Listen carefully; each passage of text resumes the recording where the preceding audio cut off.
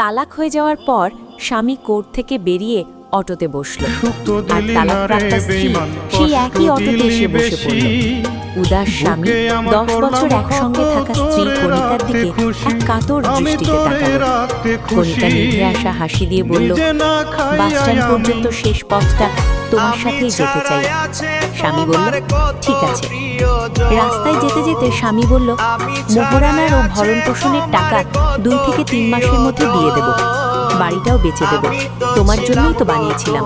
তুমি যদি জীবনে না থাকো তবে সেই বাড়ি দিয়ে কি করবো আমি?